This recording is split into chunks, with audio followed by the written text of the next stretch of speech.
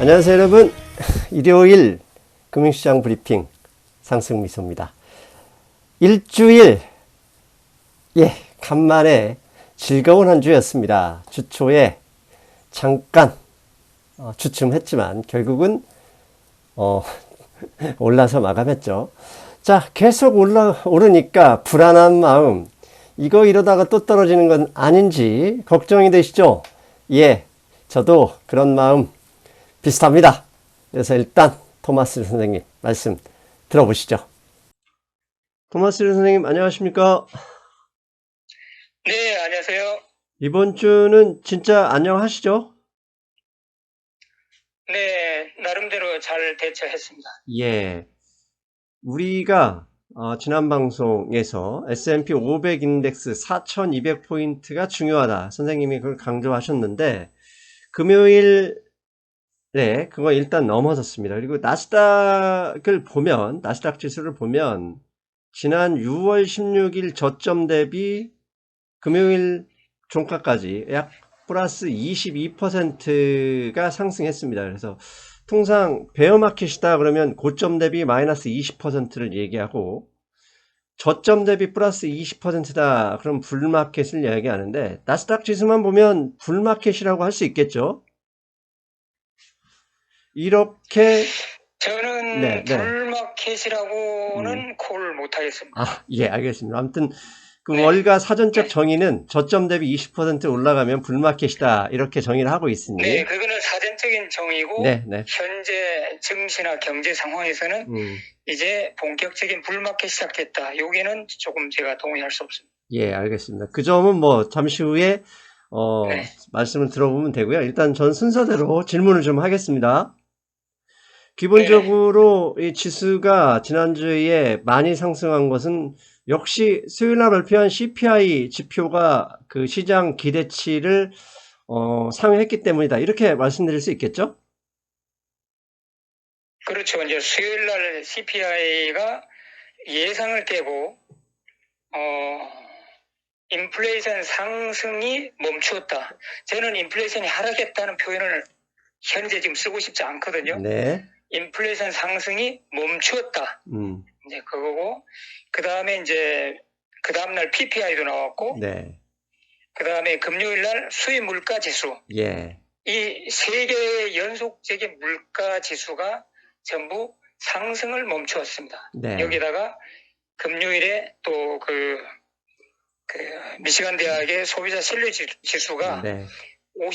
지난달 52에서 55로 이제 크게 향상된 거, 뭐 이런 거. 그래서 전체적으로 이제 증시가 이제 크게 상승했는데, 요걸 딱 한마디로, 좀 간단하게 설명을 하면은, 요약을 하면은, 저는 이렇게 봐요. 인플레이션 상승이 멈추었는데, 이것을 인정하지 않는 비관론자, 또 기관들, 이 투자자들이 엄청 많고요, 현재 여전히. 이들이 이번 주 증시가 올라갈 때마다 숏 포지션을 계속 밀리고 있어요. 그런데도 날이 갈수록 지표가 조금씩 개선되면서 개인 투자자들이 물밀듯이 밀고 들어와갖고 증시를 올리니까 여기서 숏 커버링이 이제 강하게 일어나는 거죠. 그래서 이번 주 수, 목, 금, 3일은 강력한 숏 커버링이었다. 저는 그렇게 보고 있습니다. 예. 그래서 그 배경에는 이걸 인플레이션 상승 멈춤을 믿지 않으려는 투자자들이 여전히 많다. 이것들 때문에 그렇습니다. 그러니까 원래 시장은 한 방향으로 움직이긴 어렵죠. 결국은 매도와 매수가 팽팽한 그 기싸움을 하고 그게 단 1%만 지나더라도 시소처럼 기울게 되어 있는데 현재는 사실 매도 매수가 어느 쪽으로 완전히 기울었다 이렇게 선언하기는 이르다 이렇게 말씀하실 수 있겠죠? 그렇죠. 그리고 이제 이 기관들이 미국 이제 우리가 대형 기관들이 이번 주 상승장에 동참하지 않았다는 거. 이게 상당히 중요한 포인트예요. 네. 그래서 금요일 날 증시가 크게 상승했는데도 불구하고 거래량은 일일 평균치보다 한참 미달됐어요. 그래서 개인들 외에는 이 큰 손들 기관들은 더 이상 상승에 동참하지 않는다. 저는 그렇게 보고 있습니다. 이게 사실 그 거래량을 해석하기 나름인데, 저는 반대로 이렇게 상승했는데도 거래량이 줄었다 그러면 가지고 있는 사람들이 팔지 않았다, 이렇게도 해석할 수 있지 않습니까? 네, 뭐 그렇게도 할 수 있죠. 예. 그런데 이제 그 옵션에서 숏콜 그 비율을 볼 때 이 숏 비중이 점점 늘어나고 있어요. 결국은 다음 주 금요일이 이제 미국의 8월 옵션 만기일인데, 그 옵션 만기일에는 어느 쪽에는 방향이 제대로 잡힐 수 있다, 이렇게 볼 수도 있겠어요. 근데 이게 바로 이제 저는 이제 이제 분기 말 그 옵션 만기를 이제 변동성 크게 보고요. 네. 이 최근에 몇 달 보면은 월간 옵션 만기일에서는 거의 변동성이 없었어요. 오히려 그날의 증시가 상승한 날이 더 많아요. 그래서 다음 주에 오는 그 옵션 만기 여기는 제가 별 큰 의미를 두지 않고 있습니다.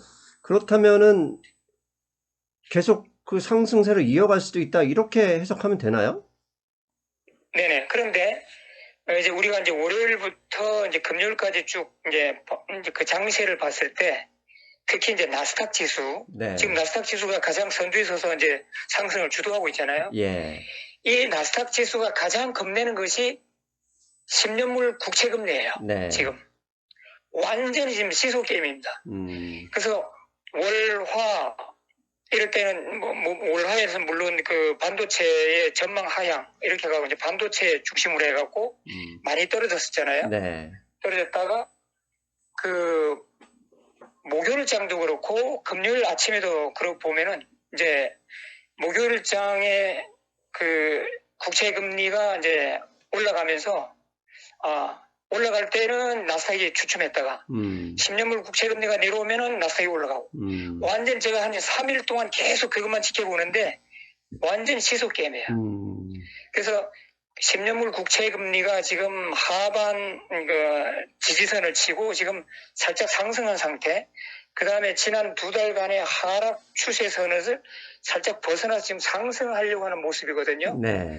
이제 그런데 금요일에는 그 미시간 대학의 그 지표 나오면서 초반에는 10년물 국채 금리가 상승하려고 막 움직였었는데 이내 하락으로 방향 잡으면서 나스닥이 크게 올랐는데 제가 볼 때는 앞으로의 나스닥 그 방향은 10년물 국채 금리를 보면 알 수 있다. 그 다음에 두 번째로는 지금 뭐 CPI, PPI 이제 수입 물가지수 전부 이제 인플레이션 상승이 멈췄다고 그랬잖아요.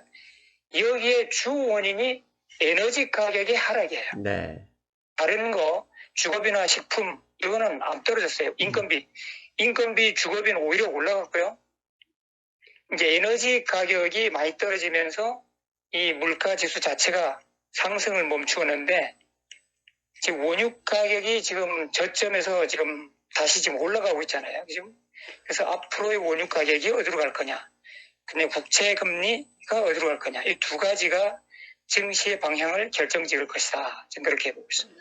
예, 알겠습니다. 일단 그 주중에 발표한 CPI, 그다음에 생산자 물가지수 PPI, 금요일 그 개장 전에 발표한 수입 물가, 이 세 개를 보면 다 연간 상승률 YOY는 다 아시다시피 CPI는 플러스 8.5, PPI는 9%대 이렇게 상승을 했어요. 그런데 월간 상승률을 보면 PPI 같은 경우는 팬데믹 이후 처음으로 마이너스 0.5%, 생산자 물가지수가 처음으로 떨어져 버렸고, 수입 물가도 마이너스 1.4%를 기록했습니다. 그리고 CPI는 월간은 0.0, 즉 플랫을 기록했는데 그 안에 그 노동부 그 홈페이지를 가보면 마이너스 0.0입니다.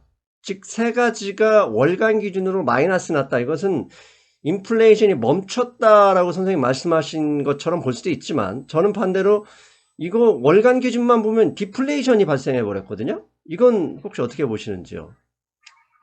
그런데 제가 조금 전에 말씀드렸다시피 에너지 가격 부분을 제외하고 보면은 떨어지지 않았다. 이제 이게 이제 보이는 거죠. 그래서 지난 그 7월 한 달 보면은 이제 원유 가격 WTI 기준으로 해갖고 110불 여기서 지금 87불가 86불까지 떨어졌었거든요. 네네. 그래서 이 원유 가격이 쭉 내려오고 그 다음에 미국의 이제 휘발유 가격, 요것은 이제 원유 가격도 하락했지만은 바이든 대통령이 정유사들을 엄청 쪼아대갖고 지금 정유 생산 그 캐파시티를 많이 늘렸어요. 네. 그래서 이제 휘발유 가격이 많이 내려왔다는 점. 그래서 이 물가지표 전체 세 가지 중에서 에너지 가격을 뺀 부분을 보면은 약간의 상승, 하락하지는 않았고 약간의 상승에서 이제 멈추었다 이렇게 보이는 거죠. 예. 그래서 에너지 가격은 언제든지 원유 가격이 다시 올라갈 수도 있거든요. 그래서 골드만삭스는 올해 연말 WTI 가격을 130달러로 지금 보는 거예요. 그 다음에 휘발유 가격 현재 4불 밑으로 떨어졌거든요. 미국 평균 휘발유 가격이. 네. 근데 골드만삭스는 올해 연말에 이것이 5불 위로 올라갈 것이다. 이렇게 전망하는 거예요. 그 배경에는 미국의 비축유 재고가 바닥이 나서 9월 말로 끝나는 SPR 방출하는 플랜이 9월 30일 끝나기 때문에 10월부터는 미국 정부가 급속히 이걸 채워넣어야 된다. 그러면 이제 수요가 폭발하는 거죠. 원유 수요. 그래서 원유 가격이 130달러까지 갈 수 있다. 이게 골드만삭스의 이제 전망이에요. 그래서 지금 이번 한 주 보면은 원유 가격이 지금 21선 저항선에서 지금 밑에서 까딱거리고 있거든요. 근데 21선을 넘어섰다고 그러면은 이제 골드만삭스 전망대로 이제 갈 수도 있는 거죠. 그래서 저는 이 물가지수, CPI, PPI, 수입 물가지수 이 세 개에서 에너지 가격을 뺀 것으로 보면은 우리가 그렇게 낙관할 수 없다 이렇게 보고 있습니다. 예. 사실 관점을 어디에 놓고 보느냐에 따라서 이렇게 해석이 달라지는 것이니까 이 해석을 맞다 틀리다고 얘기할 필요는 없습니다. 왜냐하면 사실 경제를 전망하는 게 구구단이나 수학의 인수분해 공식처럼 정해지지 않죠. 결과는 네네. 결국 미래에 시간이 지난 다음에 파악되는 거니까 이 방송을 듣는 분들은 여러 사람 선생님 말씀 그 다음에 저도 따로 가끔씩 방송을 하니까 그런 거 다른 증권사 얘기를 들으시고 스스로 선택을 하셔야 되죠. 그러니까 그 점은 제가 선생님의 의견을 반대하거나 그럴 필요는 없다고 보고 저는 약간 좀 다른 생각이거든요. 그러니까 전에 2주 전에 인플레이션 지표 의미 없다 이렇게 방송을 냈던 것도 이미 너무 많이 올랐기 때문에 더 이상 올라갈 여력이 없을 것이다. 그리고 예상했던 대로 월간이 이렇게 줄었거든요. 그리고 클리브랜드 홈피에 인플레이션 나우캐스팅을 보면 3분기에 3분기 인플레이션 평균 YO 개념을 6%를 제시하고 있고 월간은 8월 월간은 지금 현재도 플러스 0.19입니다. 그래서 이런 걸 보면 7월에 이어 8월에도 인플레이션은 계속 완화될 것이다. 이게 제 생각입니다, 선생님. 근데 저는 그 연준이 가장 중요시 보고 있는 게 PCE 물가지수잖아요. 네네네. 그 PCE 물가지수에서 약 40%를 차지하는 게 주거비예요. 예. 그 다음에 이제 인건비 이런 거 있는데 주거비하고 인건비는요 한 번 올라가면 떨어질 수가 없는 거예요. 맞습니다. 그거 예. 거의 무슨 경제적인 어떤 큰 재앙이 오기 전에는 안 떨어져요. 집주인들이나 건물주가 렌트를 한번 올리면은 이게 다시 깎아줄 수 없는 거예요. 왜냐 그러면은 대형 빌딩에서 공실이 남아있다 할지라도 그걸 눌리면 눌렀지 그걸 렌트를 깎아주면은 다른 나머지 입주자들이 똑같이 깎아달라 할 거니까 맞아요. 건물주 입장에서는 렌트를 안 깎아줍니다. 그래서 집주인도 그렇고 대형 건물주들도 그렇고 한 번 올라간 렌트비는 안 내려간다. 그 다음에 인건비도 월급 한 달에 500만 원 주던 사람을 다음 달부터 400만 원 줄게 이러면은 다 기분 나쁘다 그만두잖아요. 맞습니다. 마찬가지로 인건비도 한 번 올라가면은 안 내려간다. 그래서 이 연준이 중요하게 바라보는 물가 지표에서 주거비, 인건비가 50% 이상을 차지하는데 이 두 개 지표는 소위 말해서 끈적끈적한 지표이기 때문에 떨어져도 서서히 떨어지지 그렇게 에너지 가격처럼 급격하게 내려오지는 않을 것이다. 그 다음에 이제 두 번째로 민주당 정권, 백악관의 바이든 대통령, 그 다음에 연준 모두가 지금 미국의 인플레이션을 잡으려고 애쓰는 목적은 딱 한 가지예요. 국민들의 삶의 그 질을 개선시키려고 하는 거지 피폐하게 만들고 싶진 않잖아요. 네. 그 다음에 특히 민주당의 지지자들은 중서민층이더라고요. 네. 근데 이 사람들의 삶이 피폐화되지 않기 위해서 지금 인플레이션 잡으려고 애를 쓰는데, 소위 말해서 이제 그 아까 주거비, 뭐 인건비, 이제 식품비도 지금 많이 올라갔거든요. 네네. 지난달에 올라갔는데, 이게 소위 말해서 엔겔지수예요, 이게. 그죠? 국민들의 엔겔지수가 떨어지지 않는 한은 민주당이나 연준에서는 계속 인플레이션을 낮추려고 엄청 애를 쓸 거다. 저는 그렇게 봐요. 단지 월간 만투만투로 해갖고 인플레이션 수치만 낮아졌다.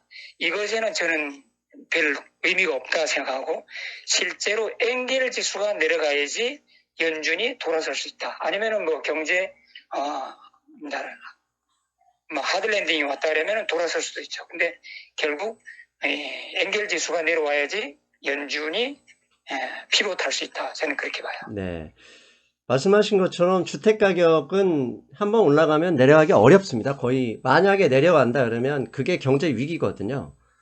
이런 네. 음식 가격이나 뭐 항공요금 이런 것은 올라가고 내려가고 해도 큰 영향을 주지 못합니다. 왜냐하면 은행 대출에 담보로 사용될 수가 없고, 담보로 사용되는 게 이제 부동산, 렌트 이런 거기 때문에 그 부분은 말씀에 동의하는데, 미국의 경우도 뭐 한국과 비슷할 게 날마다 매달 렌트비를 올리지는 않을 것이고, 결국 계약 기간이 있을 텐데, 이미 6월, 7월 뭐 많이 올랐다는 얘기는 더 추가적으로 오를 수 있는 여력이 별로 없다. 이렇게 볼 수 있지 않습니까?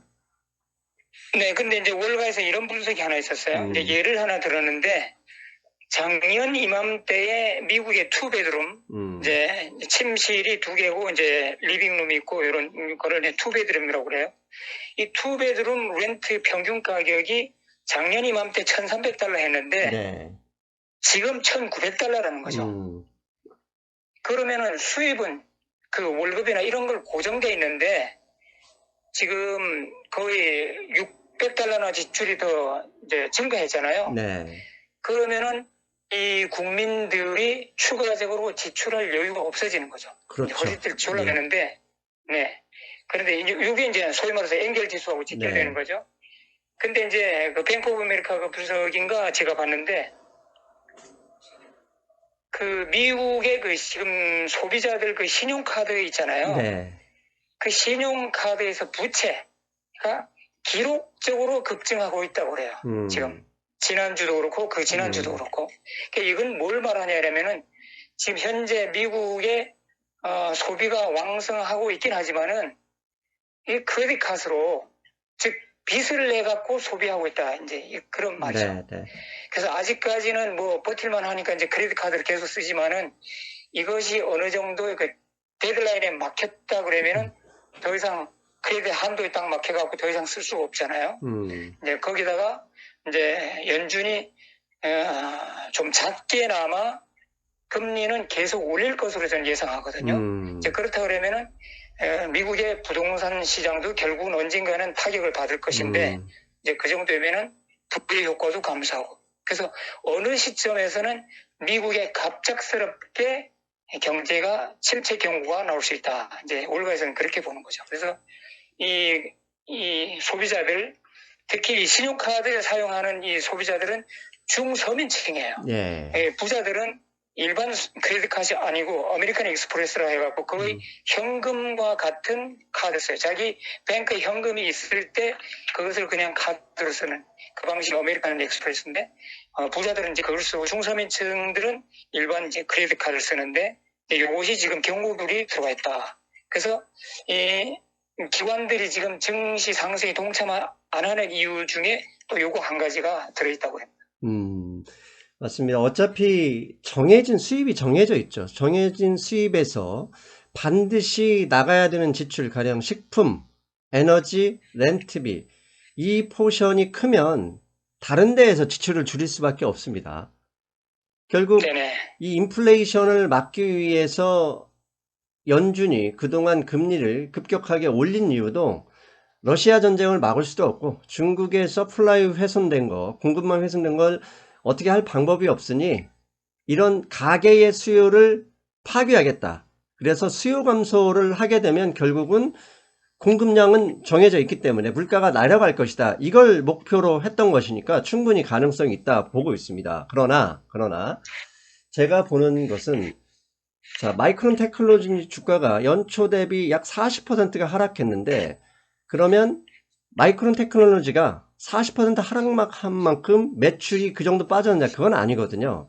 즉 이렇게 금리를 계속 올리다 보면 결국은 미국 경제가 힘들어지고 정말 리세션이 올 수 있다는 이 걱정의 주가가 먼저 지난 7개월간 빠진 거잖아요. 네네. 그런데 이제 이렇게 나빠지고 있으니, 이렇게 인플레이션이 완화되고 있으니 적어도 금리 인상 스케줄이 달라질 수 있다.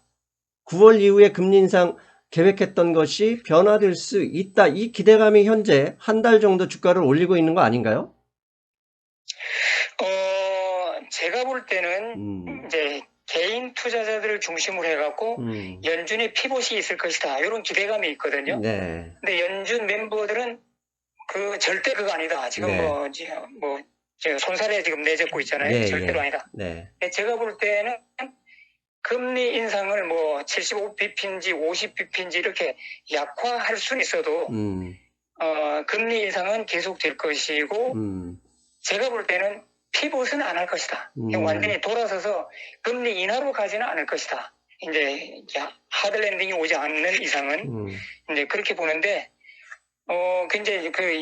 이제 월가에서는 이렇게 봐요. 1970년도에 이제 인플레이션 대상승기에 연준이 피봇을 했다가 아주 개피 봤거든요. 그래서 인플레이션이 내려오는 줄 알고 금리 인상을 중단했는데 다시 올라가고, 그래서 금리를 다시 올렸는데 또 내려오고 또 중단하고, 이렇게 하다가 결국은 연준이 인플레이션도 못 잡고 금리만 계속 올리고 하여튼 그런 현상이 있었는데, 이번에도 제가 아까 말씀드린 대로 이 엔겔 지수와 직결되는 이 인플레이션 지표가 하락으로 반전하지 않는 이상은 제가 볼 때는 연준은 피봇은 안 할 것 같다. 그거예요. 근데 그러면은 우리가 이제 75bp, 50bp를 예상했다가 연준이 25bp 인상한다 이러면은 일순간에는 우리가 좋아할 수 있지만은 결국은 그래도 금리 인상이거든요. 그러면은 금리 인상이 되면 될수록 그 중소기업들의 그 차입 그 비용은 자꾸 증가하거든요. 네. 그죠? 그래서 기업들의 순이익을 갉아먹을 수 있고, 이런 면에서 이제 월가에서는 이번 3분기 또 4분기에 EPS를 전망을 낮추고 있어요. 네. 네, 그런데도 불구하고 증시는 반대로 지금 올라가고 있잖아요. 네, 네. 그래서 이제 일부 이제 개인 투자자들 중에서는 이번 2분기 어닝에서 이제 어닝이 예상외로 잘 나왔다 이렇게 환호할 수 있지만은 그 안에 속 내용을 들여다보면 또 그게 또 아니에요. 왜냐면은 물론 월가에서 이제 이제 기준점을 워낙 낮췄기 때문에 예상을 상회했다. 이제 이런 건 자체하고, 실제 EPS가 이번 이제 지난 끝난 2분기 어닝에서 이 SPX 전체에서 보면은 6.7% 상승했대요. 요 수치만 보면 상당히 좋은 거예요. 네. 상당히 고무적인 건데, 이 안에서 이제 SPX 안에서 이제 11개 섹터가 있잖아요. 네. 이 11개 섹터 중에서 5일주를 뺀 나머지 10개 섹터의 EPS는 오히려 마이너스 3.7%라고 그래요. 전년도 동기 대비해서. 그래서 월가에서는 오히려 3분기, 4분기에서는 EPS가 더 내려갈 것이다. 왜냐하면 연준이 기준금리를 작게나마 계속 올릴 거기 때문에. 근데 지금 증시 지수 자체는 지금 반대로 지금 가고 있거든요. 그래서 월가의 큰 손들은 지금 상당히 불편한 심기다. 이제 이렇게 지금 평이 나오고 있습니다. 근데 예, 그 말씀도 충분히 일리 있고 저도 충분히 인정을 합니다. 그런데 중요한 건 그렇게 흘러가는, 우리는 뭐라고 하죠? 경제학자가 아니고 어차피 투자자라면 투자자가 가장 신뢰해야 되는 건 현재 지수가 올라가는 이유가 뭘까를 찾아내는 거잖아요. 현재 네네. 지수가 올라가는 이유가 시장에 먹혀들고 있으면 그거에 의해서 생각을 바꿔야 되고 그 생각을 바꿨다가 지수가 나가면 또다시 그 생각을 바꿔서 돈이 원하는 방향에 뭔지를 생각하는 게 투자자 아닌가요? 네, 음. 그렇지만은 제가 볼 때는 지금 포모 현상, 네. 숏스퀴즈 이런 것이 월가의 그 기준점보다도 음. 좀 더 오버해서 상승세를 가고 있다. 저는 그렇게 보거든요. 저는 음. 가능하면은 긍정론자도 이제 극강의 긍정론자도 아니고 음. 비관론자도 아니고 중간선을 지금 항상 그걸 이제 지키려고 네. 쓰는 사람이거든요. 그래서 증시 흐름에 몸은 맡기되 우리가 판단은 냉철하게 하자. 예. 저는 그런 생각입니다. 그게 가장 필요한 자세죠, 투자자는. 왜냐하면 예측했다가 틀리면 그 예측을 정교나 신념처럼 지키면은 쫄딱 망하는 거잖아요. 바로바로 기민하게 대응하고 유연하게 그에 대해서 반응하고 대응을 해야 되겠죠. 그 선생님 말씀 무조건 동의하는데 제가 이제 계속 말씀드리고 싶은 것은 8월 초 들어서 웬만한 페드 멤버들, 보드진 이사진들은 끊임없이 강경 발언을 쏟아내고 있습니다. 금요일에도 달라스 총재가 나왔고 그 전날에는 샌프란시스코 총재가 나와서 연일 금리 인상 변경 없고 더 올려야 된다라고 그런 뉘앙스의 발언을 계속 이어가고 있는데 문제는 시장이 불과 몇 주 전에는 그런 얘기 나오면 바로바로 하락 충격을 먹었었는데 이제는 I don't care 이러고 있거든요. 그 부분도 우리가 그러니까 뭐라고 하죠? 그걸, 왜 그럴까? 왜 시장이 이에 대해서 전혀 반응을 하지 않을까? 그 점을 생각해야 되지 않을까 싶어서요. 그렇죠. 지금 시장에서는 지금 보고 싶은 것만 지금 바라보거든요. 네. 그 얘가 금요일 날에 미시간 대학의 그 장기 인플레이션 네, 네. 기대치가 이제 나왔잖아요. 예, 거기에 보면은 5년치 인플레이션 기대치는 오히려 상승했어요. 예. 그러면 2달 전에 그 5년치 기대 인플레이션이 떨어졌다 해갖고 증시가 급락을 했거든요. 네. 나스닥이 그날 4% 폭락했어요. 그런데 오늘에는 5년치 장기 인플레이션 기대 지표가 오히려 상승했는데 그거는 무시해버리고 1년치 기대 인플레이션이 살짝 내려갔다. 근데 여기에 이제 환호하고 또 다른 한편으로 이제 소비자 신뢰 지표 그것이 개선됐다. 이런 데 이제 박수 치는 거죠. 그래서 네. 시장은 항상 자기가 보고 싶은 것만 바라본다. 근데 여기서 이제 좀 중요한 거는 증시가 하락 기간에는 나쁜 것을 바라보려고 그러고요. 네. 증시가 상승할 때는 철저히 좋은 것만 바라봅니다. 네. 그래서 지난번에 미시간의 5년 인플레이션 기대감이 올라갔다가 폭락했던 거는 증시 하락기에서 화들짝 놀래가고 다 폭락했던 거고 지금은 증시 상승기에 있으니까 이번에는 5년치를 싹 무시해버리고 1년치만 골라서 이제 보고 박수 친 거. 이제 이렇게 생각합니다. 네. 결국은 사실 그 결과 우리가 열심히 이렇게 토론하고 지금 거의 선생님하고 저하고 썰전처럼 아주 조심스럽게 앞붙는 것도 결국은 투자를 어떻게 하면 수익을 내기 위한 것이다. 어떻게 하면 수익을 많이 낼까 하는 싸움인데 그 반응은 아무리 예측해도 다음날 시장이 결정해 주는 거기 때문에 정말 중요한 건 저처럼 시장을 긍정적이게 보든 선생님처럼 조심스럽게 보든 증시가 반응하는데 기민하게 대응해야 된다. 한 달 전에 아무리 주가가 떨어진다고 이렇게 뭐 올라간다고 했던 떨어진다고 했던 그 예측은 누구나 할 수 있는데 아직까지도 그 시장의 반응에 종교처럼 신념처럼 자신의 그 선택했던 길을 지키려고만 하면 안 되는 거지 않습니까? 저는 그게 걱정되는 거거든요. 네네. 자, 그리고 이제 월가에서는 이제 이 피보나치 네, 수요 되돌림 있잖아요. 네, 요게 지금 상당히 지금 뜨거운 논쟁거리예요, 지금. 네.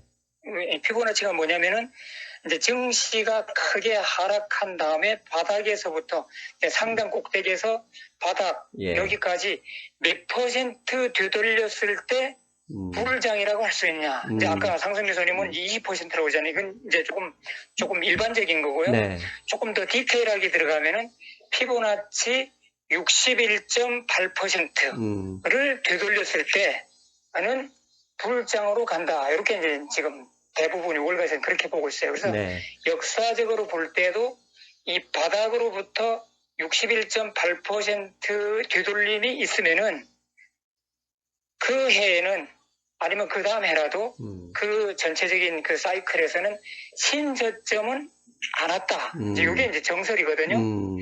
근데 두 가지 경우에서 이 정설이 깨졌다고 그래요. 그래서 2000년하고 2008년에는 바닥으로부터 61.8%가 반등했는데도 불구하고 그 몇 달 후에 신저점으로 다시 내려갔더라. 이제 이런 기록이 두 개가 있는데 금요일에 이제 증시가 크게 상승함으로 해갖고 SPX가 피보나치 61.8%까지 반등했어요. 그래서 지금 지난 50년 통계를 놓고 봤을 때 61.8%를 넘어가면은 불장이 시작된다. 이제 이렇게 이제 보고 있는데 과연 다음 주에도 추가 상승해서 61.8%를 넘어갔고 불장이 될지 아니면은 좀 이제 올가에 조금 비관론자들이 보는 경우 2000년, 2008년은 아니었더라. 요걸로 갈지. 이제 뭐 이런 건 이제 우리가 나중에 이제 논쟁거리는 계속 남을 수 있는데 저는 이제 역시나 지금 인플레이션 지수가 내려왔다고 지금 증시가 환호하는 이것은 조금 섣부르다 이렇게 보는 거예요. 왜냐면은 너무 가벼운 에너지 가격에 의해서 인플레이션 수치가 내려왔기 때문에 에너지 가격이 다시 올라갈 상황이 되면은 이게 또 상황이 바뀔 수 있다. 그래서 좀 더 우리가 인내를 갖고 지켜봐야 된다. 좀 이런 생각입니다. 실제로 월가 투자은행들 보면 현재 이 증시를 나쁘게 보는 셀사이드가 지금 대다수입니다. 지난번에 선생님도 한번 그런 언급을 하셨지만 가장 나쁘게 보는 뱅크 오브 아메리카가 3600포인트 내려갈 것이다. S&P 500 인덱스 기준으로. 그 다음에 모건 스탠리 3900, UBS 4150, 시티뱅크 4200 등등 이렇게 돼 있고 약 60%, 약 70% 넘는 투자은행이 아직도 신저점 안 왔다 이런 얘기 보고 있고 반대로 이제 총 15개 중에 6개 은행에 가장 좋게 보는 건 지난번에도 알려주셨듯이 JP모건이 연말 4,900포인트다. 그 다음 그 위에 오펜하이머, BMO, 도이치뱅크도 상당히 얘네가 원래 좀 비관적으로 보는 애들인데 4,750으로 올려놨네요. 마클레이가 4,500 이렇게 시장이 지금 현재 하락 그 다음에 상승에 대한 의견이 강하게 충돌하고 있습니다. 그런데 그 어느 쪽이 됐든 이렇게 반대 의견이 많다는 얘기는 위험하기도 하지만 또 기대 수익률이 그런 때도 높다. 이 점도 봐야 되지 않을까요? 그렇죠. 여전히 이제 큰 손들은 조금 증시를 조금 아직 이 상승 자체를 인정 안 하려고 그래요. 예. 지금 안 하려고 그러는데 금요일에도 보면은 이제 뭔가 큰 손들이 이 QQQ나 스파이 여기에 대해서 숏 옵션이 엄청 크게 들어와요. 뭐 25 밀리언 달러 뭐 이렇게 한 번에 막 지르더라고요. 그래서 뭐 그 사람들이 잘못된 판단을 했다고 그러면은 진짜 25 밀리언 달러가 날아가는 거거든요. 옵션이기 때문에. 네. 그래서 지금 뭐 테슬라 같은 경우는 또 주식으로서 바이가 많이 들어와요. 지금 네. 몰라 큰 손들이 들어오는데 이 스파이하고 QQQ는 지금 옵션에서 숏이 지금 많이 들어오고 있다. 그리고 이제 여전히 비관론자 쪽이 우세해요 지금. 예, 맞습니다. 네. 그러다 보니까 증시가 살짝 올라갈 때마다 쇼카 반응이 일어나는 거죠. 그래서 증시가 그냥 급등을 하는 거죠. 이제 금요일에도 진짜 무서운 기세로 진짜 단 뭐 10포인트의 그 미끄러짐도 없이 그냥 계속 그냥 줄기차게 올라갔어요. 네. 그런 걸 볼 때 이 포모 장세, 숏스퀴즈 이 장세에는 상당히 지금 강하구나 생각하고 제가 볼 때는 200일 이동 평균선까지는 올라갈 것 같다. 이제 그렇게 보고 있습니다. 그리고 이제 저도 조금 이제 전에는 6월 17일 저점 3636까지 한번 다시 갈까 했던 생각이 이제 이번 주 들어와서 조금 좀 개선돼 갖고 그 정도까지는 이제 올해 안에 안 갈 것 같아. 한 적어도 바닥에 한 4천 정도까지는 내려갔다가 그 박스권 안에서 업앤다운 하지 않을까. 이제 이런 생각으로 좀 바뀌었습니다. 기본적으로 원래 추세라는 건 이 가속도가 붙어 있기 때문에 쉽게 꺾이지 않잖아요. 그게 뭐 자연에서도 마찬가지고. 그런데 이제 그 추세가 멈춤을 하는 것은 결국 저항선이나 지지선에 닿느냐의 문제인데, S&P 500 인덱스가 4,200포인트를 넘었기 때문에 이제 200일 이동평균선이 4,320이거든요. 일단 거기까지는 그 네네. 어쩔 수 없이 추세에 따라서 올라갈 가능성이 높고, 그때부터는 이제 박스권 장세가 당연히 펼쳐질 걸로 보여지는데, 야, 이게 참 어려워지는 게, 아무리 개인 투자자가 올렸다 그래도 개인 투자자가 기관을 이길 수는 없는 것이고, 기관은 현재 안 좋게 본다 그러면 기관의 힘이 있기 때문에 무서울 수밖에 없어요. 그러나 중요한 것은 개인 투자자는 뭐든 전체 돈의 양이 투자자 상에서 매수세가, 그러니까 매도세를 이기고 있기 때문에 현재 장세가 플러스 난 거잖아요. 그 점도 그렇죠. 함부로 이렇게 배제할 수는 없는 거 아닐까요? 네, 그래서 지금 제가 볼 때는 음, 기관들은 상승에는 동참하지 않지만은 그렇다고 해서 지금 소위 말해서 이제 미국 이제 월가에서 쉽게 이제 보통 쓰는 표현이 워크풀이거든요. 네. 이 워크풀 모멘트, 즉 사람들이 카펫에 다 올라섰을 때 카펫을 뒤에서 누가 확 당기면은 예. 확 잡히잖아요. 네. 그럴 생각은 없는 거예요, 지금. 그래서 기관들은 팔짱 끼고 올라가는 대로 그냥 놔두고 자기들 포지션은 조금 줄이겠지만은 본격적으로 매도세를 치지는 않는다. 네, 그렇게 봐요. 그래서 이 개인들이 이제 뭐 전에도 여러 번 언급했지만 이 사이드라인에서 대기하고 있던 개인들이 그 자금이 엄청나게 있었잖아요. 네. 이제 이런 개인 자금들이 이제 뒤늦게 막 뛰어드는 거죠. 이제 그러면서 증시를 끌어올리고 있다. 이제 그렇게 보죠. 예. 이게 참, 선생님, 오늘 보면 제가 질문한 내용은 사실 CPI, PPI, 인플레이션 관련한 대부분이었는데 그 질문을 제가 하나도 못했습니다. 왜냐하면 선생님과 제가 지금 현재 어떻게 보면 치열하게 대꾸받꾸를 하고 있기 때문인데 사실 저는 그게 좋다고 봅니다. 왜냐하면 누구나 다 시장이 보고 싶은 것만 보는 것처럼 시장이 보는 게 곧 인간이 보는 거잖아요. 결국 인간은 네네. 원래 지난번에도 한번 제가 그런 말씀 드렸는데 보고 싶은 걸 보는 것이지 진실을 보는 건 아니거든요. 저 또한 마찬가지고, 그렇죠. 네, 저 또한 네. 마찬가지고, 그러니까 그런 예, 면에서는 증시는 경제학이 아니다. 이제 예, 그렇게 생각하는 거죠. 그러니까 정해진 공식이 아니지 않습니까? 뭐 숫자도 아니고 네네. 곱하기도 아니거든요. 근데 그렇다면 결국 사회과학이라는 게 어떻게 보면 과학이 붙어 있긴 하지만 증명할 수 없는 거예요. 증명은 오로지 시간밖에 없는다는 거. 그렇다면 우리 방송을 듣는 분들도 토마스 준 선생님이 생각하는 관점, 제가 생각하는 관점, 저는 또다시 화요일 날 선생님하고 약간 좀 다른 관점으로 방송을 하나 그냥 준비할 생각인데 그 관점을 보시고 계속 강조하지만 스스로의 판단을 하시는 게 중요하잖아요. 네네. 근데 저는 어쨌든 그 금요일 날에 이제 현금화를 좀 했어요. 그래서 현금 비중은 약 한 40% 정도. 뭐 사실 뭐 저는 뭐 이 나스닥 지수 몰빵하는 스타일은 아니거든요. 네. 그래서 뭐 원유, 뭐 채권, 뭐 오일주, 뱅크주, 또 심지어는 뭐 요 최근에 가장 방방되는 그 내추럴 가스, 네. 뭐 그런 쪽에도 많이 들어가 있고 이제 그런 쪽에서 이제 거래를 트레이딩을 많이 하죠. 근데 많이 선생님, 하는데. 선생님 여기서 네네. 선생님 꼭 확인해 네네. 주셔야 될 게 있어요. 뭐냐면 이 방송에 댓글을 보면은 뭐 주식을 안 좋게 보는 건 볼 수 있습니다. 그렇게 볼 수 있어요. 그런데 그분들은 안 좋게 보고 있는 상황에 지수가 올랐을 때 안 사고 그냥 버티고 계속 떨어질 것이다 라고 하는 경우가 많은데 선생님은 뷰를 그렇게 보더라도 시장이 갑자기 변화하면 다시 트레이더 견점으로 매수해서 수익을 실현하는 그런 기민한 대응을 하시잖아요. 네네. 그렇죠. 네, 저는 사실은 제가 이제 월요일 날에 이제 그 반도체 전망 하향 나오면서 이제 반도체가 이제 하락하기 막 시작할 때 네. 이제 우리 회원들하고 반도체 삭스 L 그 있잖아요. 네. 반대면 삭스 X잖아요. 네. 거기에 이제 숏 들어갔어요. 그 들어가갖고 화요일까지 15% 먹고 이틀 만에 15% 먹고 빠져나왔어요.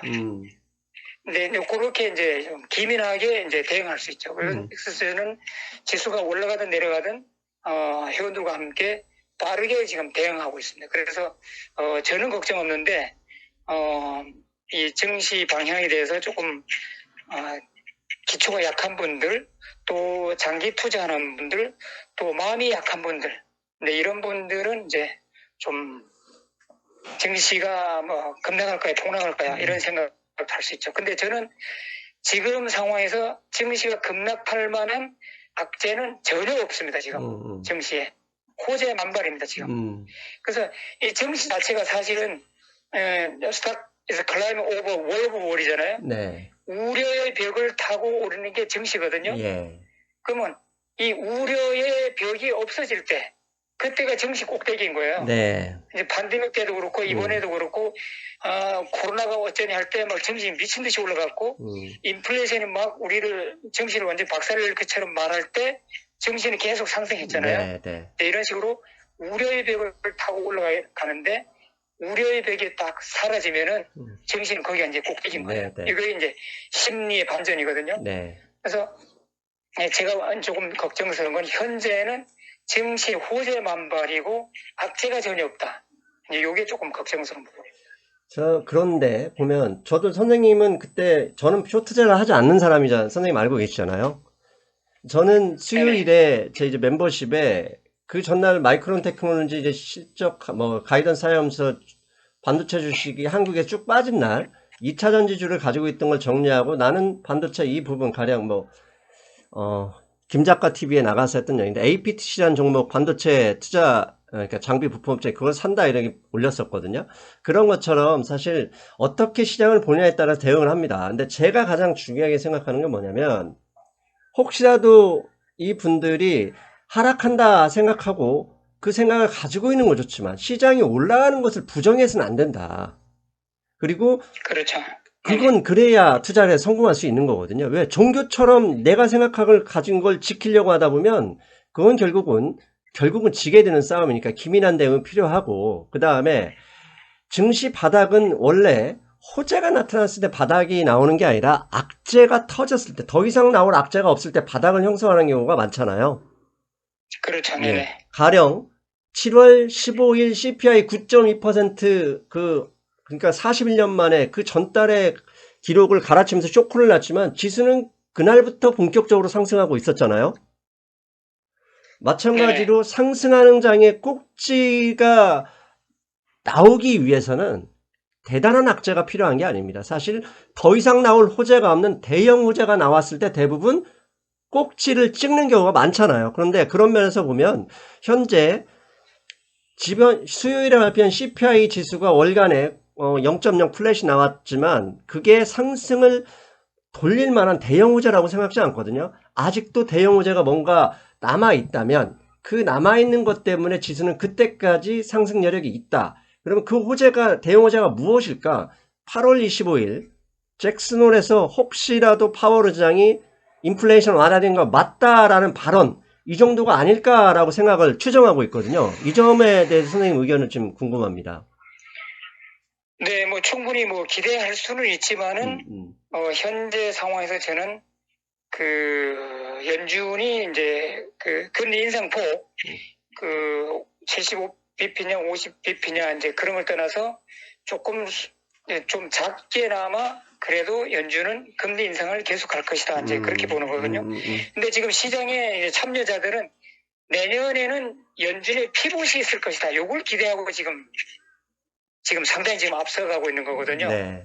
제가 볼 때는 연준은 금리 인상을 중단하면 했지 피봇은 안 할 것이다. 이제 그렇게 봅니다. 왜냐하면은 아까도 말씀드렸지만 이 지금 인플레이션 지표가 내려온 여기에 상당히 가벼운 그 항목이 때문에 지금 내려온 거기 때문에 그 가벼운 놈이 다시 살짝 뛰어서 올라간다 그러면은 다시 인플레이션 다시 또 올라갈 수도 있거든요.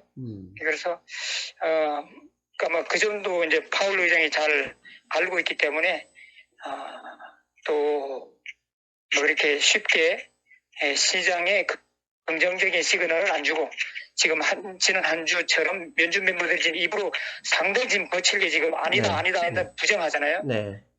그런 식의 멘트가 나오지 않을까. 그래서 입으로라도 인플레이션을 더 낮추려고 하는 이제 그런 발언을 하지 않을까. 그렇게 보고 있습니다. 알겠습니다. 사실 뭐 그때 가서 어떤 말이 나올지는 제가 어떻게 알겠습니까? 하지만 중요한 건 시장이 기대를 하면 기대감만으로 올라갈 수 있다는 점, 그 점이 저는 중요하다고 봅니다. 네, 그래서 저는 결국 증시가 본격적인 그 불장으로 가려고 그러면은 결국은 이 S&P 500 기업들의 EPS가 올라갈 만한 호재가 나타나야 된다. 저는 그렇게 보고 있습니다. 그래서 연준이 계속 금리 인상을 계속하는 한 EPS는 증가하지 않을 것이다. 오히려 올해가 전망대로 그 기업들의 그 금융 비용이 계속 증가하기 때문에 EPS도 따라서 조금씩 하락할 것이다. 이제 그렇게 맞습니다. 하락이 아니라 감소. 부채가 없는 기업이 없죠. 부채는 누구나 다 가지고 있기 네네. 때문에 금리가 인상되는 만큼 금융 비용이 늘어나기 때문에 당연히 수익을 갉아먹게 되겠죠. 근데 이미 시장은 9월달 금리 인상을 이미 뭐 시장이 주가에 반영했다고 보고 사실 연말이나 9월 이후에 어떤 대응이 나올지 그 부분이 핵심인데 일단 저는 시장이 그쪽 방향을 보고 즐기고 있으니 거기에 동참하자 이게 제 주장이고 선생님 같은 경우는 아직 이러이러한 앞에 말씀하신 이 나쁜 변수들 예상할 수 있는 다양한 하락 변수들이 있으니 조심하자. 하지만 조심하더라도 선생님 같은 경우는 주식을 조심하기 때문에 안 산다. 이게 아닙니다. 맞죠, 선생님? 바로바로 그거에 대해서 생각을 가지고 있지만 지수가 올라가면 또 지수가 올라간 대로 반응해서 수익을 챙기시는 분이니까 우리 시청자분들은 그걸 꼭 명심하셨으면 좋겠어요. 네, 지금 금요일 날 그 장마감 가격으로 해갖고 S&P 500이나 나스닥 지수를 볼 때 과매수권인 RSI 70을 넘어갔거든요. 네. 그럼 우리가 이제 보통 정상적인 상태에서는 RSI 70을 넘어가면은 이게 이제 하락장이 시작될 수도 있다 이렇게 보는 게 맞는데 지금 증시 안에서 지금 호재 만발이에요. 그래서 RSI 70을 넘어갔다고 증시가 하락하는 게 아니고 RSI 70 부근에서 그 횡보를 하면서 RSI 그 지수 자체는 횡보를 하면서 증시 지수는 계속 상승할 수도 있습니다. 네. 이제 그런 경우가 흔하게 많이 나오거든요. 지금 현재 증시 분위기가 매우 좋기 때문에 지금 증시가 급락한다, 뭐 하락한다, 이 하락에 베팅할 시기는 아니다. 차라리 현금 비중을 늘렸다가 조금 내려오면 다시 보태고 이것이 안전하지 괜히 섣불리 뭐 SQQQ 뭐 이런 데다 몰빵하고 이런 거는 대단히 위험하다. 그렇게 보고 있습니다. 네, 맞습니다. 그래서 증시는 항상 상승론자가 이깁니다. 네. 특히 미국장에서 네. 지난 100년의 증시 역사상 그 통계를 보면은 상승이 한 70%가 되고요. 하락은 기간이 짧고 한 30% 정도 돼요. 네. 7대3으로 상승이 월등히 우세해요. 네. 그래서 이 증시 분석가 입장에서도 상승을 외치는 사람들이 항상 이겨요. 비관론자들이 항상 지고요. 그건 왜냐하면 상승만 계속 부르짖으면은 1년 아니면 2년 후에 반드시 상승으로 네, 올라가니까. 네. 그다음에 미국의 증시 그 습성상 하락 기간은 매우 짧다. 그다음에 불장은 상당히 길다. 이렇게 보는 거죠. 그래서 하여튼 저는 모르겠습니다. 하여튼 근데 제가 볼 때는 뭐 만일에 4,300 뭐 20이든지 50이든지 그까지 갔다 할지라도 거기서 대폭 하락보다는 그저 S&P 기준으로 100포인트 아니면 200포인트 이런 박스권 안에서 횡보하지 않을까. 네, 그런 생각입니다. 핵심이 그겁니다. 선생님 제가 말씀드리고 싶은 것도 혹시라도 선생님 말씀에 오해하시는 분들이 안 계셨으면 하는 게 제가 계속 선생님한테 같은 질문을 반복하고 있는데 폭락이 올 가능성은 이제는 좀 확률이 적다. 이제 4,300, 201선 받으면 당연히 조정이 올 수밖에 없잖아요. 근데 조정의 폭도 막 이렇게 좀 깊어봤자 결국 5% 내외. 그렇다면 결국 150에서 좀 더 수치를 더 좁혀보면 200포인트 이내거든요. 그러면 4,300에서 4,100포인트에서 왔다 갔다 하다가 어느 정도 다시 기간 조정이 되면 결국 증시는 상승 방향으로 갈 수밖에 없을 것이다. 이게 선생님의 생각인 거지. 그 댓글에 보면 선생님이 마치 비관론자로 보시는 분들은 안 계셨으면 좋겠어요. 왜냐하면 단기적으로 지금 저는 비관론자가 아닙니다. 예. 그렇다고 극강 상승론자도 아니고요. 네. 냉철하게 이제 객관적으로 이제 바라보려고 하는 시각이고 저는 좀 기민하게 좀 대응할 수 있는 있기 때문에 올라가든 내려가든 어느 방향에서도 저는 이제 수익을 낼 수 있거든요. 네. 근데 이제 지난 한 주 보면은 제가 이제 월화에서는 그 반도체 숏 들어가서 이제 15% 먹고 나왔잖아요. 네. 그런데 저도 실수하는 게 이 반도체가 상승에 동참하리라고는 생각하지 못하고 수요일 날 반도체 다시 못 탔어요. 근데 뭐 그 대신 이제 우리가 이제 나스닥 지수 자체는 이제 많이 갖고 있으니까 뭐 유연은 되지만은 하여튼 월화야 반도체 숏에서 먹고 수요일 아침에 반도체 올라탔으면은 진짜 대박이었는데 하여튼 제가 그거는 조금 조금 부족했고 하여튼 저는 이제 테슬라를 좀 좋게 보고 있잖아요. 그래서 테슬라가 버티고 있는 한은 나스닥 지수 자체는 상승할 것이다. 그래갖고 나스닥 지수는 이제 비중을 여기에서 또 우리 무릎팍 토마스 선생님 말씀은 안 드릴 수가 없습니다. 왜냐하면 지난주에 추정하시면서 이거 일론 머스크가 주식을 좀 팔았던 건 아닐까라고 추정을 하셨잖아요. 네. 그런데 아니라 그러니까 주초에 일론 머스크가 70억 달러어치 주식을 매도했다. 이렇게 나왔어요. 네네. 그래서 사실 목요일까지 증시가 상승하는 데 있어서 테슬라가 철저히 소외당했는데 금요일에 한 4% 오르면서 지수의 상승폭을 확대했습니다. 이 테슬라 참 이거 네네. 테슬라만 보면 그 수익, 그 트레이딩으로서 수익을 많이 낼 수 있지 않을까 그런 생각도 하게 되더라고요. 네, 그러니까 지난번 그 테슬라가 장중 최대 7%까지 이제 하락할 때, 그 바로 직전에 그 바로 전날 마감 때 주총에서 3대1 스플릿 결정이 났잖아요. 그래서 소문에 사고 뉴스에 파는가 이런 예상은 했지만은 7% 하락이라는 게 범상치 않은 거거든요. 이거는 대형 어떤 그 큰 손들이 대거 팔아치우지 않은 한은 일어날 수 없는 상황. 그러면 가장 큰 대주주는 일론 머스크인데 설령 그 테슬라의 인사이더들과 기관들이 팔았다 손치더라도 7%까지 하락할 이유는 없고, 그래서 저는 이거 틀림없이 일론 머스크가 팔았을 것이다 이렇게 추정을 했는데 진짜 사실로 이제 공시로 이제 나온 거죠. 그래서 뭐 그 확실한 이유는 모르겠어요. 그래서 일론 머스크도 결국은 아주 영특한 트레이더예요. 그래서 테슬라 주가가 상승 고점에 거의 다가가면은 여지없이 현금화하는 영특한 이제 트레이더. 그래서 우리도 저는 지금 테슬라 좀 많이 갖고 있지만은 테슬라가 $1,000 정도 되면은 좀 비중을 좀 줄일까 이런 생각이 있습니다. 알겠습니다. 벌써 우리 시간이 1시간이 다 돼서 이게 역시 믿을 것은 전문가의 의견, 투자은행의 의견보다는 사실 가격 자체를 믿는 게 가장 좋잖아요. 떨어지는 것은 우리가 모르는 뭔가 이유가 있어서 떨어지는 거니까 그게 뭘까? 특히 뭐 1, 2% 정도는 그런 의미가 없지만 정말 테슬라 같은 대형주, 시가총액 8천억 달러에 이르는 이 대형주가 사실 5% 이상, 7%까지 떨어졌다 그러면 선생님처럼 뭔 이유가 있을까? 이 추정하는 이 호기심을 채우는 나름대로 분석력, 이게 제가 이번 책에서 강조한 경제적 창의력이거든요. 그걸 선생님이 그대로 하고 계셨으니 참 역시 박수를 칠 수밖에 없는 분이다. 그래서 제가 일단 박수 드립니다. 그리고 이번에 그 새 책 발간한 거 이제 축하드리고요. 감사합니다. 지난번에서도 제가 이제 그 돈의 감각 책을 읽고 많이 이제 제가 도움이 되는데 또 이번 새 책에서도 많은 이제 공부가 되기를 좀 기대하고 있습니다. 돈의 감각을 지난번에는 미국에서 직접 구매하셨다고 하셨잖아요. 그 꽤 비쌀 텐데 택배비가 비싸가지고. 예. 알겠습니다. 제가 사실 그 정도는 사실 뭐 투자해야죠. 좋은 책이면. 감사합니다.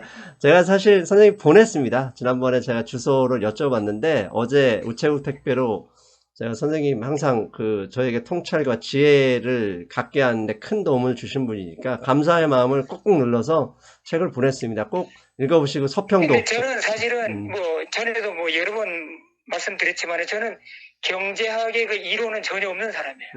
그냥 트레이더, 투자자가 아니고 트레이더이기 때문에 사실 저에게는 경제 이론이 사실 많이 필요하거든요. 그래서 상승미소님의 책 많이 도움드릴 것 같습니다. 감사합니다. 선생님 우리 벌써 1시간이기 때문에 선생님 벌써 금요일 거의 이제 자정이 다 가까울 때나 한밤중일 텐데 오늘도 일단 감사드리고 오늘 우리 치열하게 또 이 의견 일종의 대립까지 아니더라도 의견을 내는 모처럼 만의 방송이었는데 제목도 제가 좀 뭐라고 하죠?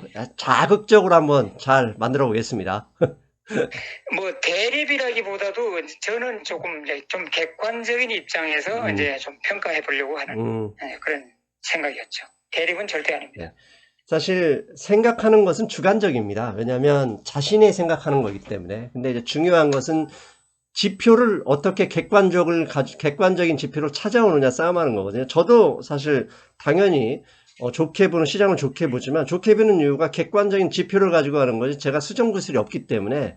그러니까 모든 사람의 생각은 객관적이 아니라 주관적이다. 다만 그 주관적인 생각을 가져오게 하는 지표들은 객관적인 지표여야 된다. 자기가 그 지표를 조작하거나 그러면은 아예 방송이 안 되는 거죠. 그 점은 저도 강조하고 싶습니다. 네네, 그렇죠. 네. 네네.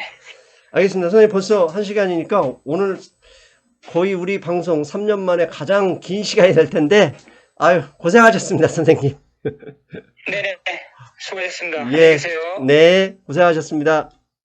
예, 말미에 토마스 리 선생님이 그런 말씀 하셨죠.